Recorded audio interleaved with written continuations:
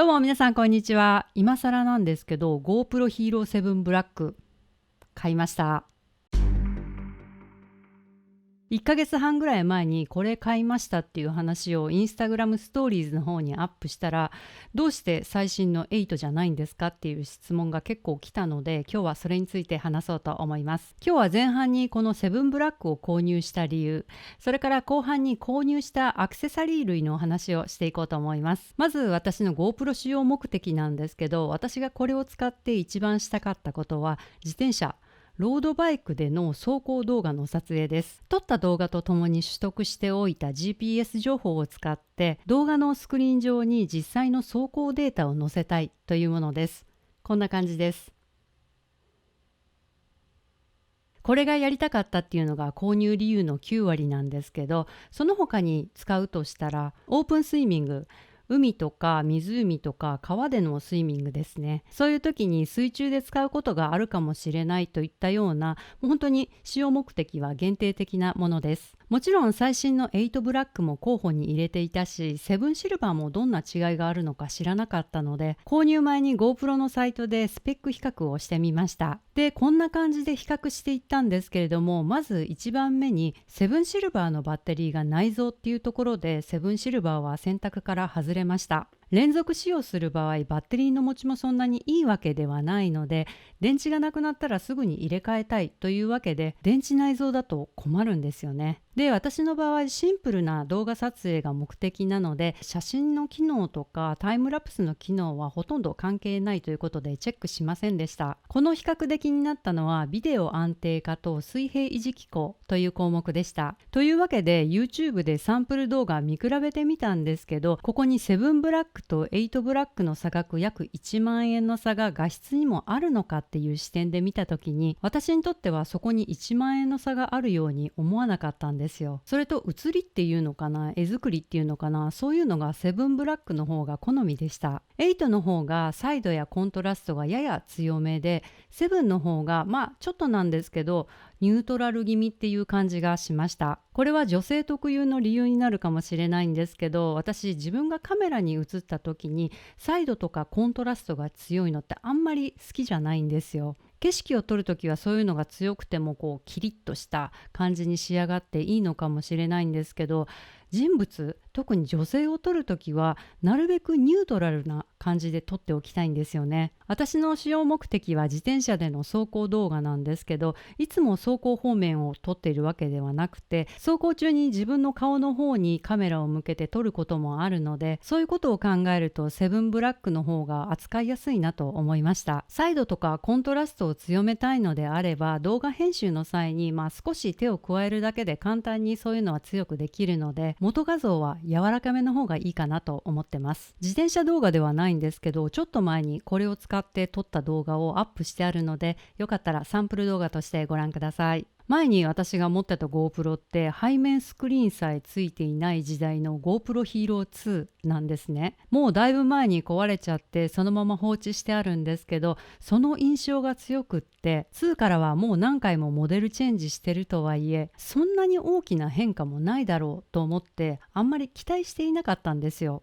最低限の仕事をしてくれればいいと思っていたんですけれども、実際に使ってみたら画質もだいぶ良くなっているし、使い勝手も良くなっていて、これならどんどん持ち出して使いたいなっていう気持ちになりました。で、次は購入したアクセサリーの話です。まず買ったのは電池です。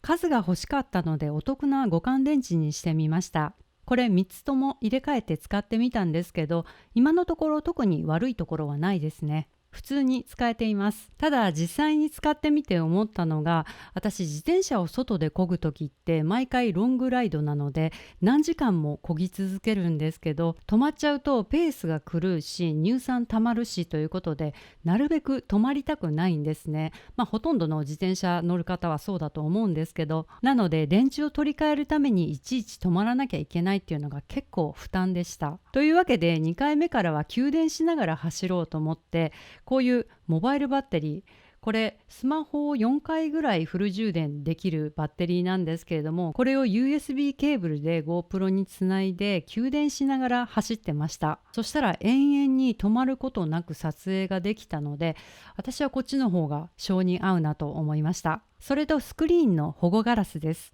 残念なことにここの部分の保護ガラスが売ってなくて、そのまま使ってたらすぐに傷が入っちゃったので、もうこれは諦めるっていう感じです。それから自転車走行中の風の音がすごく入ってくるんじゃないかなと思ったので、こういうウィンドスクリーンっぽいカバーも買ってみました。これのおかげかどうかわからないんですけど、風の音そんなに気にならなかったです。もしかしたら本体そもそもの風音カットの機能がいいのかもしれないですけどね。それからこちらGoPro アクセサリーの詰め合わせです。実はだいぶ前 GoPro を使って自転車動画撮ったことがあったんですけど、自転車のハンドルとかに直接つけるアクセサリーだと結構振動音がかなり入ってくることになるので、今回はチェストマウントを使ってみたいなと思ってたんですよ。でいろいろ探しているうちに Amazon ですごい数のアクセサリーが詰め合わせになっているものを見つけたので、それを買ってみました。使うかどうかわからないアクセサリーもたくさん入っているんですけれども、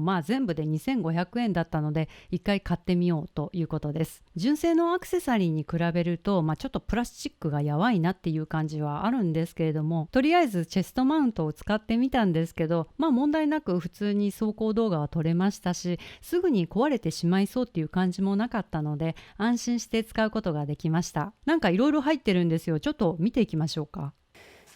まずこれ自転車のハンドルとかにつけるものですね。でこれがチェストマウント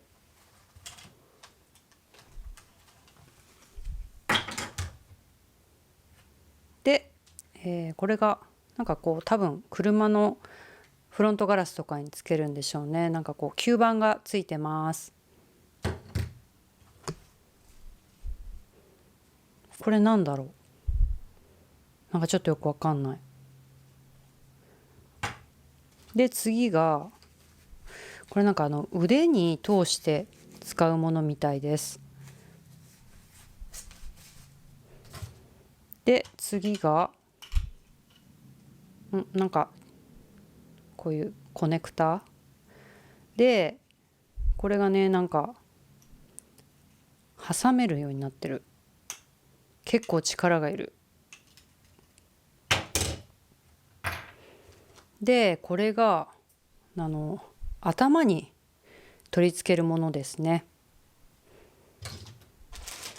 でこういうコネクタ類が